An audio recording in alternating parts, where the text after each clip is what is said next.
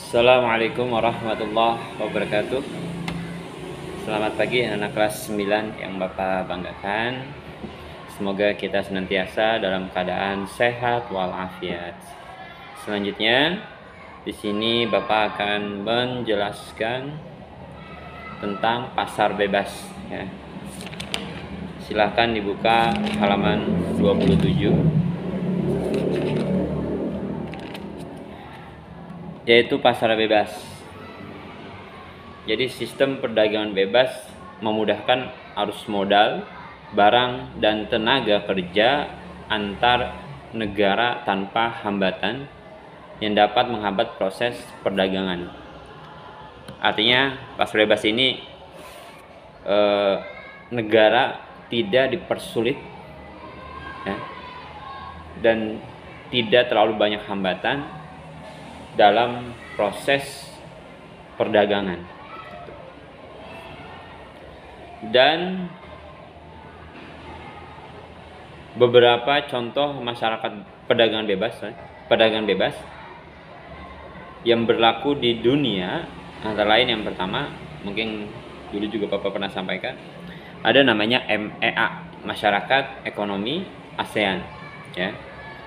Jadi MEA adalah Masyarakat Ekonomi ASEAN atau Asian Economic Community atau AEC.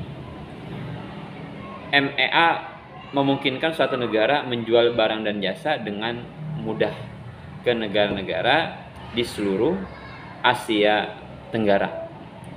Jadi perdagangan yang dilakukan, kerjasama yang dilakukan oleh negara-negara yang berada di Asia Tenggara. Ada Indonesia, Kamboja, Malaysia, Singapura, Vietnam, Laos, Brunei, Singapura, Vietnam, ya, Thailand, itu. Nah, dari MEA ini bisa menyaingi negara Cina dan India dalam menarik investor asing ya.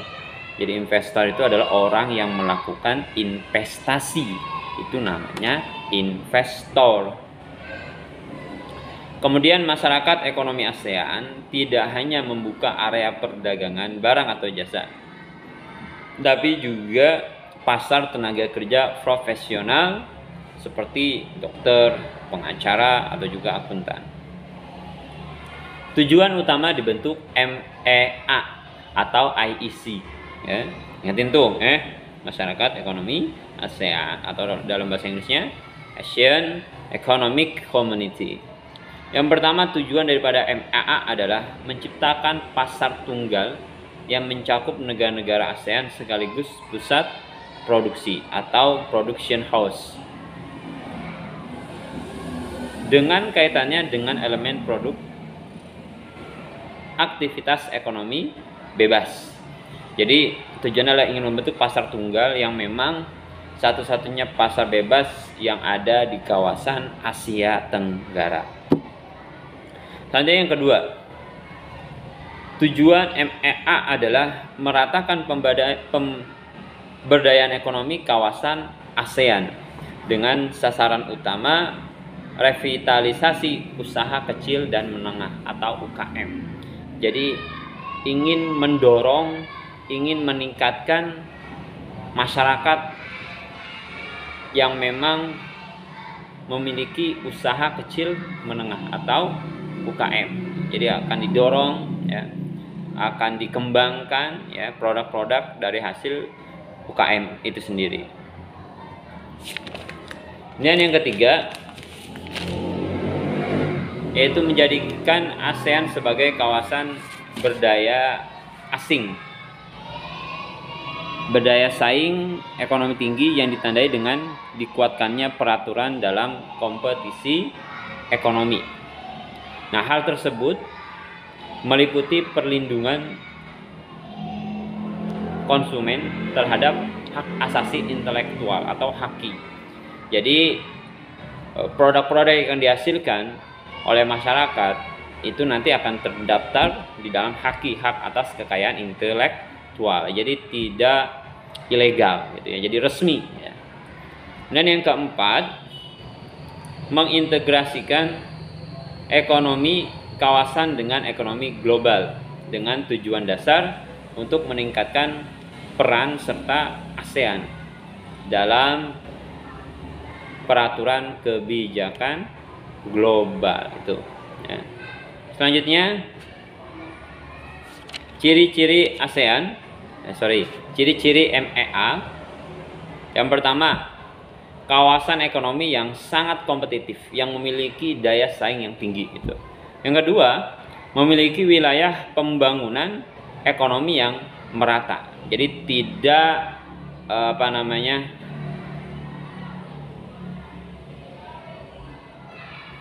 Jadi pembangunan ekonomi yang merata, ya, tidak ada yang unggul ataupun tidak ada yang kurang gitu ya. Jadi sama, merata. Yang ketiga, daerah-daerah yang terintegrasi secara penuh dalam ekonomi global, daerah yang memang diprioritaskan ya untuk pemenuhan ekonomi global. Yang keempat adalah basis ya, atau dasarnya dari pasar produksi tunggal itu. Kemudian selanjutnya, peluang dan tantangan dalam menghadapi MEA. Kita harus tahu dulu tujuan ya adanya agenda MEA adalah untuk meminimalisasi daripada hambatan-hambatan yang terjadi dalam pasar global dalam melakukan kegiatan ekonomi di lintas kawasan seperti itu. Kemudian apa pengaruh MEA dan ketenaga kerjaan? Udah pasti ada pengaruhnya. Karena berkembangnya MEA juga berpengaruh terhadap pembukaan kegiatan-kegiatan ekonomi di berbagai sektor yang dibutuhkan. Dan dari kesempatan sektor yang dibutuhkan itu, dibutuhkanlah yang namanya tenaga kerja. Selanjutnya, peluang Indonesia dalam MEA ya. Jadi keberadaan MEA ini sebagai perdagangan bebas antar negara-negara di Asia Tenggara menjadi babak baru dalam mengembangkan berbagai kualitas serta kuantitas perekonomian terutama di kawasan Indonesia. Jadi kita bisa mengekspor barang kita ke wilayah-wilayah yang ada di kawasan Asia Tenggara. Yang terakhir, hambatan serta risiko MEA bagi Indonesia. Ya. Apa itu? Hambatannya di sini adalah kompetisi yang semakin besar di antara negara-negara yang berada di kawasan Asia Tenggara. Dan dengan banyaknya impor yang mengalir di Indonesia, ini dapat mengancam keberadaan produk-produk lokal. Semakin banyak impor ya akan mengurangi atau bahkan akan mengancam keberadaan produk-produk yang ada di dalam negeri. Itu berkaitan kepada MEA. Baik. Selanjutnya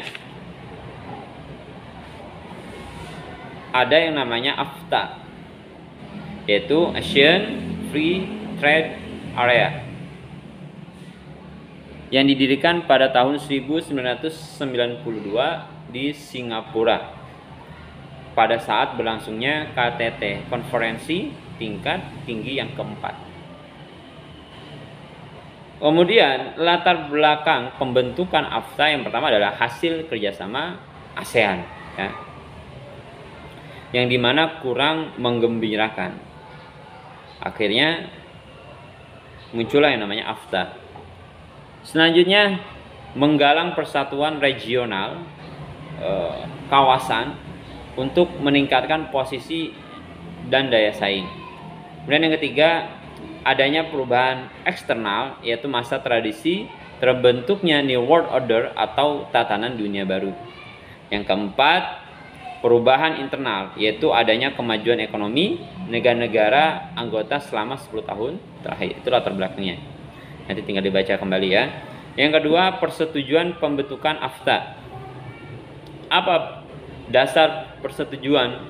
Yang pertama, Framework Agreement on Exchange Asian Economic Cooperation, yang ditandatangani oleh kepala pemerintahan, yaitu Presiden dan juga Perdana Menteri di tiap-tiap negara.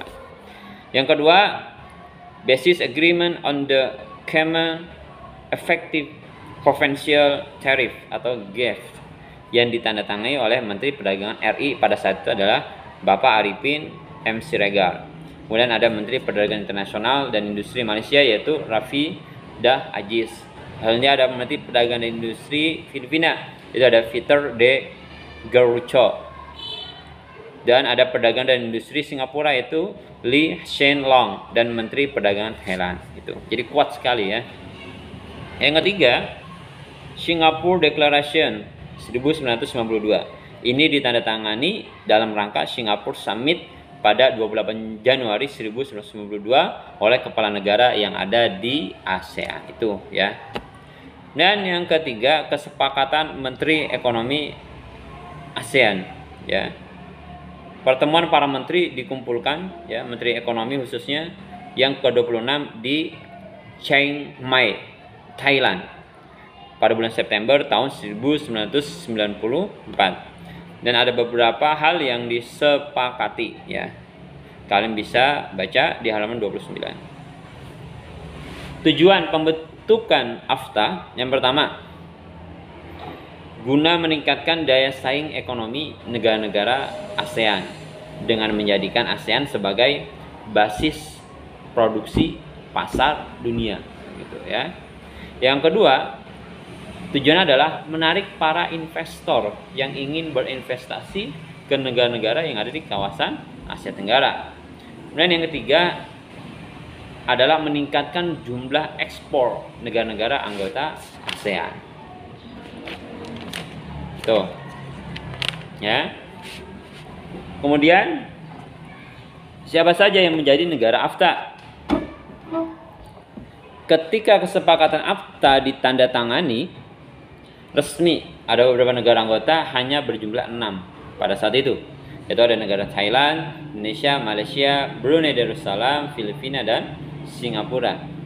Namun seiringnya waktu bertambah lagi yang bergabung ke AFTA, yaitu ada Vietnam pada tahun 1995, Laos dan Myanmar pada tahun 1997 dan Kamboja pada tahun 1999. Ya, jadi pada ikut bergabung ya. Kemudian keuntungan AFTA bagi Indonesia. Yang pertama, peluang pemasaran barang negara kita ke ASEAN itu akan jauh lebih besar marketnya. Perluasan pasar kita itu akan semakin luas ya, dan tentunya akan meningkatkan pendapatan penduduk Indonesia. Yang kedua, biaya produksi akan lebih murah dan Indonesia akan mendapatkan keuntungan yang besar karena rata-rata produknya adalah impor. Yang ketiga, pilihan pembeli akan menjadi lebih variatif, lebih beraneka ragam. Yang keempat, kerjasama dalam menjalankan bisnis itu semakin terbuka dengan beraliansi dengan pelaku bisnis di negara anggota ASEAN. Jadi seperti itu anak-anak ya. Dan apa hal-hal yang harus kita lakukan dalam menghadapi AFTA itu sendiri? Ada 3 aspek yang kita bisa gunakan untuk menghadapi persaingan kompetitif ya di wilayah Asia Tenggara. Yang pertama, peluang. Jadi peluang itu adalah mencermati kebutuhan pasar yang belum dipenuhi oleh produsen-produsen yang sudah ada. Mencari suatu barang yang memang produsen itu belum membuatnya. Nah, itu peluang. Yang kedua adalah diferensiasi. Apa itu diferensiasi? Membuat perbedaan dibanding pesaing yang sudah ada agar lebih dipilih oleh target pasar. Jadi melakukan suatu inovasi, sesuatu barang yang memang sudah ada. Kemudian yang ketiga, fokus ya. Benar-benar fokus, benar-benar konsentrasi karena tidak semua peluang harus bisa kita tangkap. Yang terpenting, apakah kita bisa memenangi persaingan tersebut? Kuncinya adalah fokus itu. Kemudian dampak dari pembentukan AFTA. Yang pertama, perdagangan bebas antara kedua negara akan membuat negara yang memiliki keunggulan komparatif atau lebih efisien dalam memproduksi barang. Yang kedua, adanya AFTA telah memberikan kemudahan kepada negara ASEAN untuk memasarkan produk-produk mereka. di wilayah pasar ASEAN dibanding negara-negara non ASEAN. Jadi lebih kepada negara ASEAN. Yang ketiga, meningkatkan volume perdagangan antar negara ASEAN secara signifikan, secara meningkat. Yang keempat, meningkatkan ekspor negara-negara ASEAN ke Indonesia. Jadi banyak negara ASEAN yang menjual barangnya ke negara Indonesia. Oke. Mungkin ini saja penjelasan Bapak yang singkat ini. Semoga kalian bisa pahami.